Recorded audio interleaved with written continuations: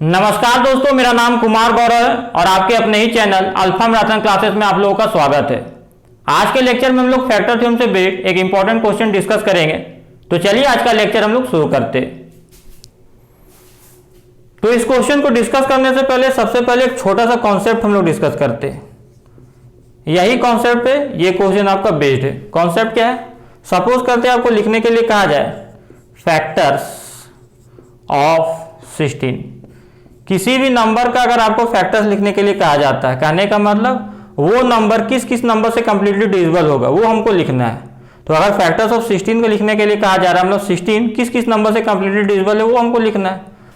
तो हम लोग देखते हैं 16 1 से 2 से 4 से 8 से और 16 से कंप्लीटली डिविजिबल है। तो ये सब क्या हो गया? 16 का फैक्टर हो गया। अब यहां से कोई भी एक उठा लेते हैं, सब 16 का फैक्टर है, तो हम लोग लिख सकते हैं 8 इज ए फैक्टर ऑफ 16। 8 यहाँ पे 16 का फैक्टर है। तो 8 16 का फैक्टर क्यों है? क्योंकि 8 जो है 16 को कंप्लीटली डिवाइड कर रहा है। 8 का अगर फैक्टर लिखने के लिए कहा जाए तो हम लोग को ऐसा नंबर लिखना है जो कि 8 को कंप्लीटली डिवाइड करे। तो जैसे कि 8 को 1 करता है 2 और 4 और 8, तो 8 को कौन कौन कंप्लीटली डिवाइड करे? कौन कौन सा नंबर? 1 2 4 और 8। तो 1 2 4 और 8 क्या हो गया? 8 का फैक्टर हो गया। अब देखिए तो 1 2 4 और 8 ये क्या है? 16 का भी फैक्टर है। तो ऑब्जर्वेशन क्या है यहाँ पे? अगर पहला नंबर दूसरा नंबर का फैक्टर है तो पहला नंबर का जितना भी फैक्टर्स है वो ऑलरेडी क्या होगा? दूसरा नंबर का भी फैक्टर होगा। तो यही हम लोग का इस कॉन्सेप्ट का कंक्लूजन है कि अगर पहला नंबर दूसरा नंबर का फैक्टर है तो पहला नंबर का जो जो फैक्टर होगा वो ऑलरेडी दूसरा नंबर का भी फैक्टर होगा। अब देखिए, अब हम लोग क्या करते हैं? इस क्वेश्चन को सॉल्व करते। क्वेश्चन क्या है आपका?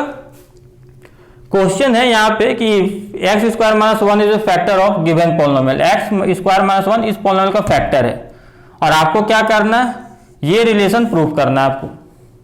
तो चलिए इसको हम लोग सॉल्व करते हैं इस क्वेश्चन को। तो वी हैव, सबसे पहले हम लोग क्या करते हैं? इस पॉलिनोमियल का कुछ नाम रख देते। सपोज करते एफ एक्स रखते। तो एफ एक्स इक्वल टू क्या हो गया? ax4 plus bx3 plus cx square plus dx plus e। अब यहां पे क्या बोल रहे हैं? According to question, according to question यहां पे आपको बोला जा रहा है कि x square minus 1 is a factor of given polynomial. Given polynomial को लोग क्या मान लिए? F x. तो x square minus 1 factor f x का। अगर इसको हम लोग मान लेते ही पहला नंबर है, ये दूसरा नंबर है, तो पहला नंबर अगर दूसरा नंबर का फैक्टर है तो क्या आपको पता है कि पहला नंबर का जितना भी फैक्टर होगा वो दूसरा नंबर का भी फैक्टर होगा। तो देखिए, तो एक्स स्क्वायर माइनस 1 को अगर यहाँ पे हम लोग समझे, x square minus 1, x square minus 1 को क्या लिख सकते हैं? 1 का स्क्वायर। अब दो स्क्वायर के बीच माइनस रहे तो एक बार क्या होता है? जुड़ता है दोनों नंबर, और एक बार क्या है? घटता है। तो आप जानते हैं ए प्लस बी ए माइनस बी, ए स्क्वायर माइनस बी स्क्वायर, उस तरह से भी आप समझ सकते हैं। या दो स्क्वायर के बीच माइनस है तो एक बार दोनों नंबर जुटेगा और एक बार दोनों नंबर घटेगा। तो देखिए एक्स प्लस 1 एक्स माइनस 1। तो देखिए, तो ये जो एक्स स्क्वायर माइनस 1 स्क्वायर का फैक्टर कौन हो गया? मतलब ये तो फैक्टर करने का मतलब ये जो नंबर, इसको अगर हम लोग इस तरह से लिख सकते हैं तो ये नंबर किससे कटेगा? ये नंबर आपका एक्स प्लस 1 से भी कट जाएगा और एक्स माइनस 1 से भी कट जाएगा। मतलब एक्स प्लस 1 और एक्स माइनस 1 दोनों इसका क्या हो गया? फैक्टर हो गया। तो हम लोग जानते हैं अगर एक नंबर दूसरे नंबर का फैक्टर होगा तो पहला नंबर का जितना फैक्टर, तो पहला नंबर का फैक्टर कौन हो गया? ये और ये। तो ये दोनों क्या होगा? उसका फैक्टर होगा एफ एक्स का। कहने का मतलब एक्स प्लस 1 और एंड एक्स माइनस 1 जो कि इसका फैक्टर है are factors of f x. तो यही आपका मेन स्टेप है। तो यहाँ पे एक्स स्क्वायर माइनस 1 अगर फैक्टर एफ एक्स का, तो एक्स स्क्वायर माइनस 1 का जो फैक्टर्स कौन कौन हो गया? एक्स प्लस 1 और एक्स माइनस 1 दोनों से ये कट जाएगा। तो ये क्या हो गया? एफ एक्स का फैक्टर हो गया। अब बस, अब ये दोनों अगर फैक्टर्स हो गया तो नाउ अगर हम लोग बोलते हैं कि एक्स प्लस 1 इज, अब एक एक करके दोनों रिलेशन यूज करते हैं, तो x plus 1 is a factor of, अगर एक्स प्लस 1 फैक्टर है एफ एक्स का तो इसका क्या मतलब है? फैक्टर से हम लोग जीरोज में आ सकते हैं। जीरोज कैसे निकालेंगे? तो एक्स के जगह पे एक ऐसा नंबर पुट करना जो इसको जीरो बना दे। तो माइनस 1 पुट करेंगे तो माइनस 1 प्लस 1 जीरो हो जाएगा। तो -1 पुट करने के बाद ये 0 आ जा रहा है, तो -1 क्या हो जा रहा है, -1 इज ए जीरोज ऑफ, या फिर रूट बोल सकते हैं जीरोज ऑफ एफ एक्स।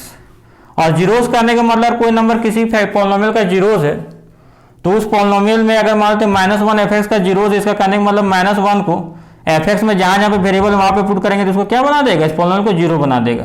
तो एफ एक्स देखिए यहाँ पे जहाँ जहाँ पे वेरिएबल है वहाँ पे -1 पुट करते हैं, तो -1 का पावर 4 क्या हो जाएगा 1 इंटू ए, -1 का cube -1 into b minus b, -1 का square 1 into c plus c, और यहाँ पे -1 इंटू डी माइनस डी और प्लस ई इक्वल टू 0।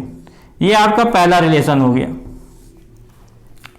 अब हम लोग का एक और रिलेशन क्या है, तो x + 1 हम लोग यूज कर लेते हैं फैक्टर। अब x - 1 भी फैक्टर है तो x - 1 को यूज करते हैं हम लोग।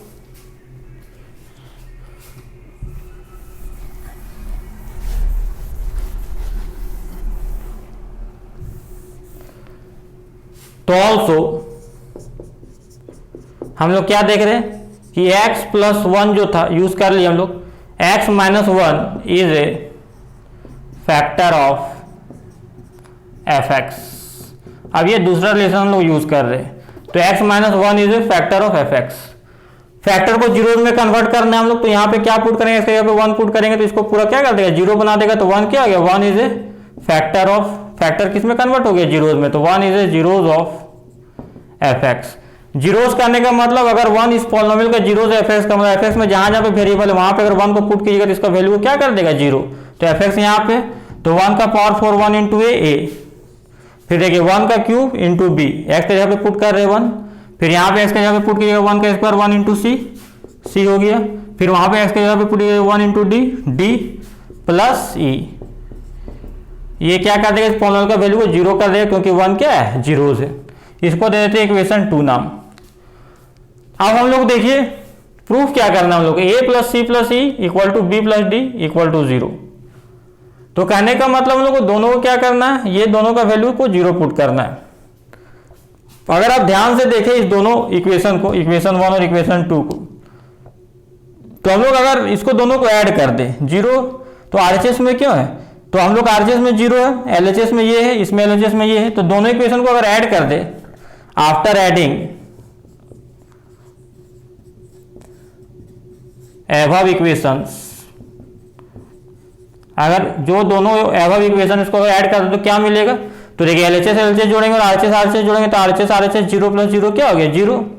और जब LHS को जोड़ेंगे हम लोग तो देखिए तो a और a 2a हो गया, ये प्लस b और माइनस b कैंसिल, c तो रह गया 2c हो गया, plus d minus d cancel, और e 2e, तो मतलब यहाँ पे सब दो आ गया, कौन दो आ गया, a c और e, तो a + c, तो a + c + e का 2 गुना कितना हो गया, 0।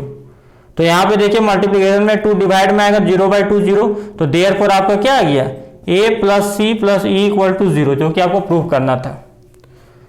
अब देखिए अगर a + c + e अगर 0 हो जाए तो देयरफॉर इसका सिंपल सा क्या मतलब है, यहाँ पे आ जाइए इस इक्वेशन 2 में, यहाँ पे देखिए तो a + c + e ये 0 हो गया, तो 0 में अगर 0 जोड़ दे, अगर यहाँ पे अगर b बचा कौन, b और d, ये तो यहाँ पे a b c d e का सम क्या था, 0, तो यहाँ पे a c और e का सम हम लोग 0 प्रूव कर दिए।